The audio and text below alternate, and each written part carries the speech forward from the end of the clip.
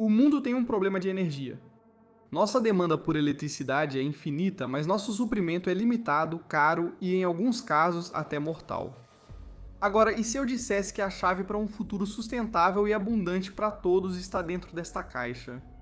Não é mágica, é energia nuclear, mas isso é energia nuclear feita de um jeito que o mundo nunca viu antes. Uma solução melhor e mais segura para o problema da energia, tudo graças a um elemento muito especial. Para compreender melhor esse elemento, viajamos até Copenhague, na Dinamarca, onde aprendemos sobre o futuro da energia nuclear com quem está construindo isso atualmente. Antes de considerar a energia nuclear como solução, é preciso reconhecer seu grande problema. Ela é muito impopular entre um grande número de pessoas que acreditam que esse método de geração de eletricidade é simplesmente perigoso demais. E eles não estão totalmente errados. Chernobyl foi ruim, Fukushima foi ruim, 3 Mile Island quase foi muito ruim. Ninguém quer ver esses acidentes se repetirem hoje em dia. E é por isso que os cientistas nucleares modernos estão dedicando seu trabalho para criar novas formas de aproveitar a energia nuclear, aprendendo com os erros do passado para garantir um futuro sustentável e abundante.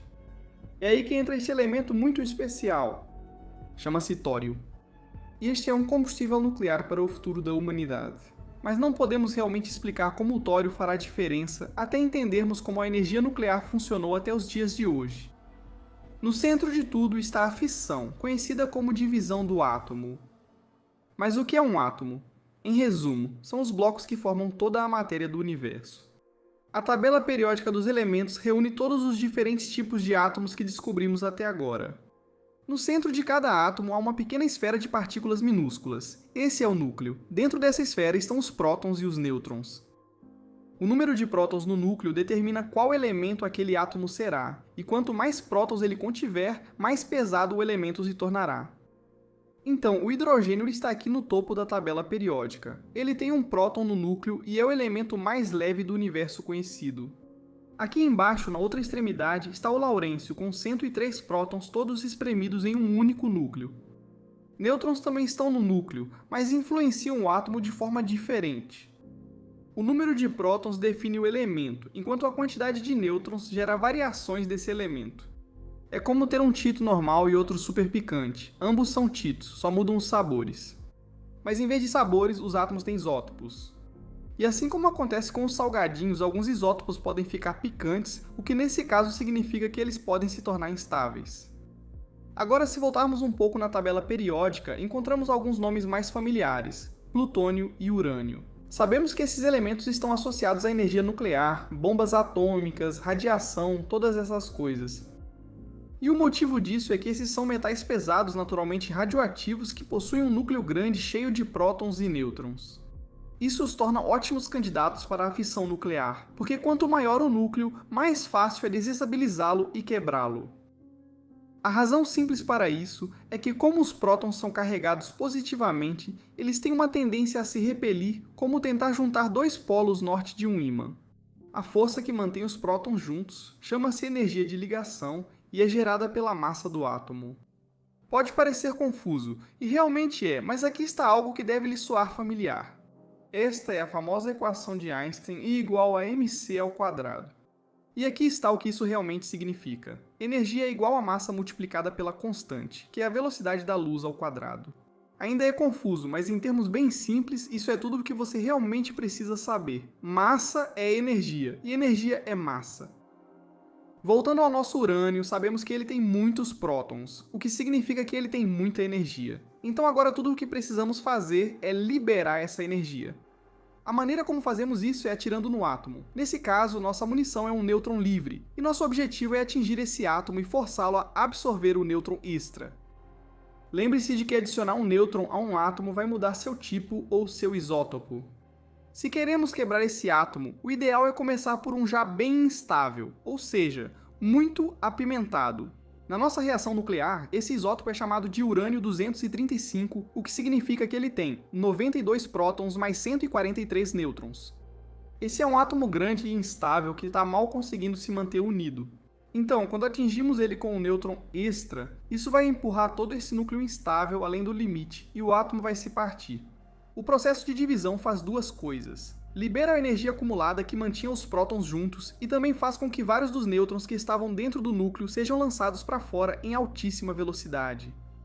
Agora, esses nêutrons livres vão colidir com mais átomos de urânio 235 que vão se partir, liberando mais energia e mais nêutrons e assim por diante. Chamamos isso de reação em cadeia. Depois que começamos a festa dividindo um átomo, a fissão vai continuar até que todo o urânio seja quebrado. Enquanto essa reação em cadeia continuar, os átomos seguirão liberando energia, que se manifesta como calor e pode ser muito útil. Agora só precisamos remover o calor do reator, o que é bom, pois não queremos que ele derreta, e ainda podemos usar esse calor de forma útil. Neste caso, ferver água. A água fervida libera vapor que pode ser direcionado para girar uma turbina, acionando um gerador que transforma a rotação em eletricidade. Então sim, energia nuclear é energia a vapor. É só uma questão de onde vem o calor que ferve a água. Agora tudo isso parece ótimo, e realmente é, mas existe um lado negativo em todo esse processo. Lembre-se, nós acabamos de esmagar violentamente nosso átomo de urânio em pedaços. O que esses pedaços se tornam? Isso é lixo nuclear, também chamado de produtos de fissão. Os aglomerados quebrados de prótons do urânio dividido vão se recombinar em uma variedade de elementos pesados, mas todos esses átomos recém-criados serão altamente instáveis. Isso quer dizer que eles iniciarão o decaimento radioativo. Isso é, na verdade, uma transição de um átomo instável para um estável, e isso acontece convertendo alguns desses nêutrons em excesso em prótons. É bem legal. O problema é que o decaimento também libera raio gama, enquanto o nêutron vira próton. Segundo os quadrinhos da Marvel, raios gama transformam pessoas no Hulk, mas na realidade só causam câncer. Prefeito West, o senhor está com linfoma. Provavelmente por ficar rolando naquele lixo tóxico. É justo que as pessoas temam esse resíduo nuclear. É assustador, mas também pode ser seguro, desde que armazenemos os produtos da fissão de uma forma que impeça os raios gama de escaparem até que o processo de decaimento termine, o que infelizmente vai levar algumas dezenas de milhares de anos. Agora todos concordam que devemos gerar o mínimo possível desse resíduo nuclear, e há uma forma de fazer isso. Isso exige uma abordagem totalmente nova para a energia nuclear. A primeira mudança que vamos fazer é na nossa fonte de combustível. Em vez de urânio, subimos 2 posições na tabela periódica e encontramos o tório. Este metal pesado, naturalmente radioativo, é também um dos metais pesados mais abundantes na crosta terrestre. Há provavelmente 3 ou 4 vezes mais tório disponível que urânio. Elementos raros são mais caros, então o tório seria vantajoso para gerar energia mais barata, o que é ótimo, mas isso não resolve o problema do lixo nuclear que abordaremos em seguida. Mas primeiro, precisamos reconhecer um grande problema com o tório. Ele não se quebra tão facilmente quanto o urânio, então você não pode simplesmente dividir um átomo de tório atirando um nêutron nele. Ele não é fissionável. Você não pode apenas trocar o urânio por tório, pois o reator deixaria de funcionar. Isso é um problema. Mesmo assim, cientistas nucleares acreditam que o tório será o combustível do futuro. Cientistas como Thomas Peterson, fundador da Copenhagen Atomics, cuja equipe gentilmente nos levou à Dinamarca só para vermos isso de perto. Obrigado novamente, pessoal. Eles nos mostraram sua solução para o problema do tório. Isso começa substituindo o combustível sólido por líquido. Tradicionalmente, haveria urânio sólido dentro do reator. Você tritura o metal até virar pó, comprime em pastilhas e empilha várias em uma barra de combustível. A reação em cadeia de fissão ocorre dentro da barra de combustível e entre cada uma há espaço para inserir uma barra de controle. São feitas de um metal mais estável, como o boro, que absorve muitos nêutrons sem se tornar instável. Assim, as barras de controle vão acabar absorvendo todos os nêutrons livres, interrompendo a reação em cadeia. Essas barras ficam cercadas por água, que absorve o calor da fissão e se transforma em vapor para mover o gerador. Enquanto continuarmos bombeando mais água fria, tudo permanece em equilíbrio. Os problemas surgem quando não conseguimos adicionar mais água. Mesmo com as barras de controle inseridas e a reação parada, as barras de combustível ainda contêm resíduos super instáveis em decomposição. Isso só vai ficar mais quente e radioativo com o tempo. E sem água fria para absorver isso, o calor vai aumentar até que o próprio reator comece a derreter, daí o termo derretimento. Na Copenhagen Atomics, eles abraçam o processo de derretimento dissolvendo o combustível em um líquido extremamente quente de sal fundido, e depois bombeando isso através do núcleo do reator. Agora, se a primeira coisa que vem à sua mente quando você imagina sal fundido é um material grosso, parecido com lava, isso é totalmente normal. Eu também pensei a mesma coisa.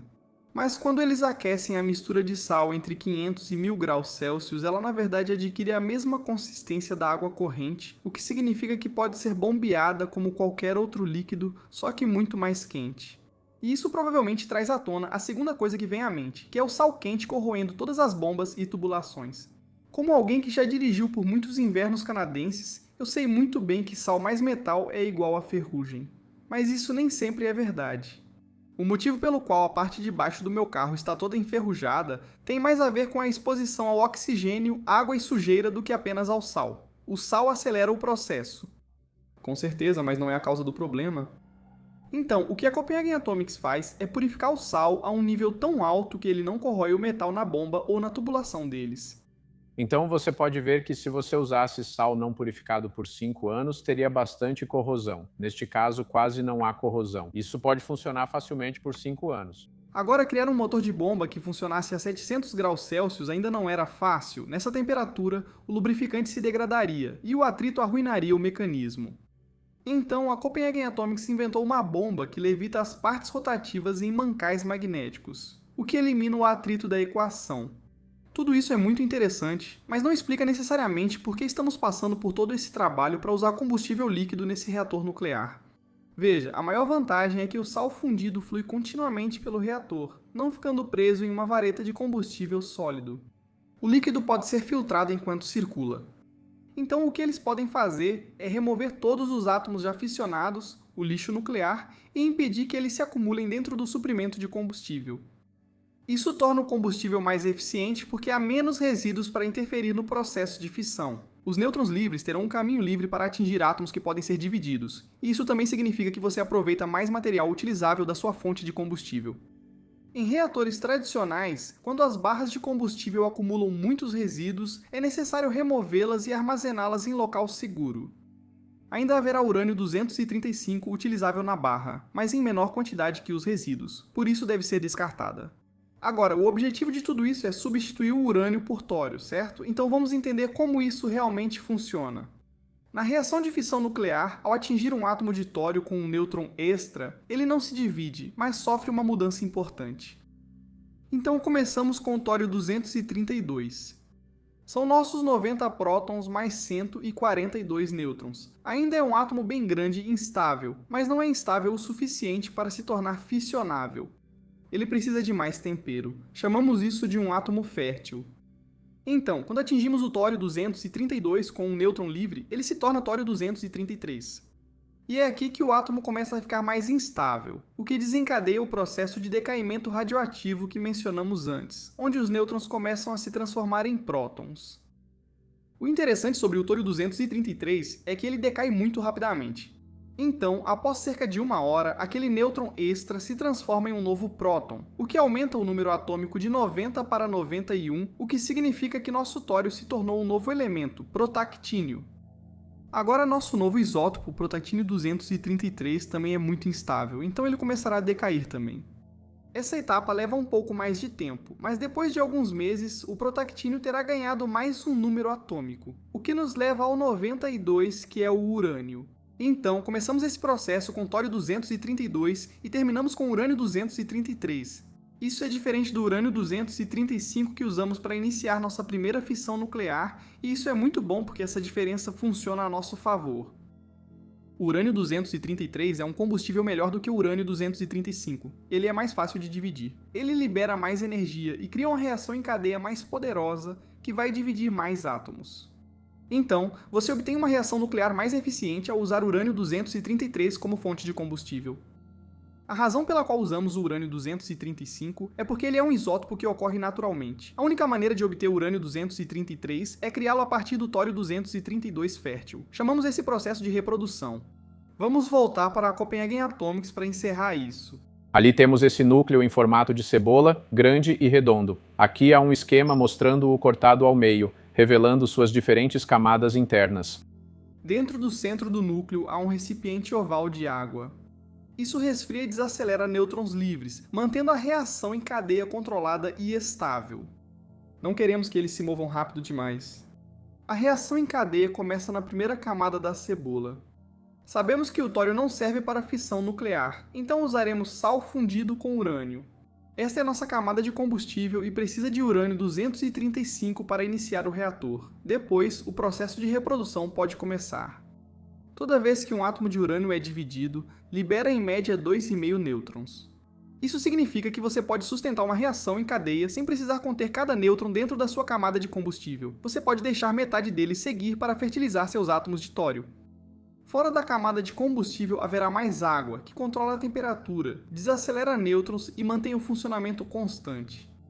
Após atravessarem a água, os nêutrons podem atingir a camada externa da cebola, chamada de camada fértil. Aqui está localizado o sal de tório. Aqui, os átomos de tório 232 vão começar a absorver os nêutrons livres, e o processo de transformação em urânio vai começar. À medida que o sal de tório flui pelo sistema, todo o urânio 233 recém-criado pode ser filtrado e incorporado à camada de combustível para continuar sustentando a reação em cadeia. Enquanto isso, o sal de urânio é filtrado continuamente para remover produtos residuais da fissão. Quanto à segurança, um reator de sal fundido dispensa barras de controle, pois o combustível é líquido. Basta abrir as válvulas de descarga para que a gravidade drene o sal fundido do núcleo para tanques de segurança, interrompendo a reação nuclear. Existem duas grandes diferenças entre o lixo nuclear de um reator da Copenhagen Atomics e de usinas nucleares tradicionais. Primeiro, há menos lixo sendo criado desde o início, graças à maior eficiência da reação de fissão combinada com o processo de filtragem, que garante que você não está descartando nenhum material utilizável.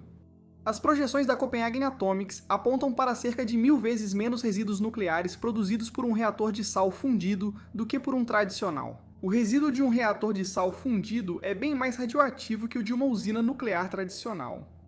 Sei que isso parece ruim e é mais perigoso a curto prazo, mas também significa que o resíduo se tornará seguro e não radioativo muito mais rápido. Então, em vez de ter que manter o resíduo nuclear contido por 20.000 anos, ele se torna seguro após 200 anos, ainda é problemático, mas muito mais prático. A Copenhagen Atomics acredita que, com o tempo, conseguirá extrair urânio suficiente de varetas de combustível nuclear usadas para iniciar o reator, convertendo resíduos nucleares de um ciclo de 20.000 anos para 200 anos, eliminar a necessidade de minerar e enriquecer novo urânio. Agora, entendendo o funcionamento do reator, podemos abordar as aplicações da tecnologia de sal fundido. E isso pode mudar o mundo. Os reatores nucleares tradicionais são prédios muito grandes, o que dificulta a fabricação em massa em linhas pequenas. Esses reatores de tório de sal fundido são bem menores, do tamanho de um container de 40 pés, facilitando a produção em massa em fábrica. No começo, queremos fazer um por dia, mas é claro que mais para frente é possível fazer vários por dia. O núcleo em formato de cebola e suas bombas e tubulações foram projetados para caber em uma caixa de metal do tamanho de um container padrão, permitindo transportar esse reator nuclear em navios, caminhões ou trens para qualquer lugar do mundo. Quando ele chega, basta bombear água fria para dentro e retirar o calor. O container é mais do que uma simples caixa de metal. É um casulo que fornece todo o isolamento e proteção de que o reator precisa para permanecer seguro. Isso sobreviveria à queda de um avião comercial. O usuário final pode instalar quantos contêineres de reator precisar para suprir a demanda energética do projeto. Você poderia encher um estacionamento com esses e alimentar o centro de dados de IA mais avançado de forma totalmente autossuficiente e sem emissões. A única coisa que sai é vapor. Uma desvantagem é que, como o núcleo de cebola contém sal nuclear radioativo, não pode passar por manutenção após o início da operação. Todas as bombas e tubulações vão se tornar radioativas e vão permanecer assim por algumas décadas. Com o tempo, elas podem ser derretidas e recicladas, então isso não contribui para o lixo nuclear a longo prazo. Para resolver isso, a Copenhagen Atomics certificará cada reator para 5 anos de operação contínua. Após esse prazo, o reator usado é removido e trocado por um novo. Isso pode parecer desperdício, mas pense. Um reator tradicional precisa ser desligado para trocar as barras de combustível a cada 2 ou 3 anos. Mesmo com o sal combustível e o sal de tório no núcleo em formato de cebola ainda contendo muito material utilizável, ele pode ser drenado e transferido para outro reator. O único limite para o núcleo em formato de cebola é a vida útil das bombas e trocadores de calor. Esses projetos podem futuramente ser aprimorados para durar mais. Também devemos considerar a escala de fabricação que a Copenhagen Atomics busca, modelando sua produção no exemplo da Gigafactory da Tesla. Eficiência máxima por meio da automação, e isso vai permitir que eles construam um container de reator completo a cada dia. Atualmente, leva anos para instalar um reator tradicional em uma usina nuclear convencional. Essa é a grande promessa da energia baseada em tório. Energia mais barata, mais abundante, limpa, que é segura de operar e pode ser levada para qualquer lugar do mundo onde seja necessário eletricidade, o que em breve vai ser praticamente em todo lugar. A Copenhagen Atomics já construiu 2 protótipos em escala real, não nucleares, do seu reator de núcleo em camadas. O terceiro protótipo será testado pela primeira vez com sal líquido de tório e urânio circulando pelo sistema a uma temperatura de 600 graus Celsius novamente sem ocorrer reação nuclear. Se tudo der certo, a empresa planeja realizar seu primeiro teste de geração de energia por fissão nuclear no próximo ano. A partir daí, o objetivo será ter os primeiros 10 reatores comerciais disponíveis no mercado em 2028, o que abrirá caminho para o início da primeira linha de produção em massa e do conceito de gigafábrica nuclear. Essa é só uma das empresas atuando com energia de tório, há muitas outras no mundo.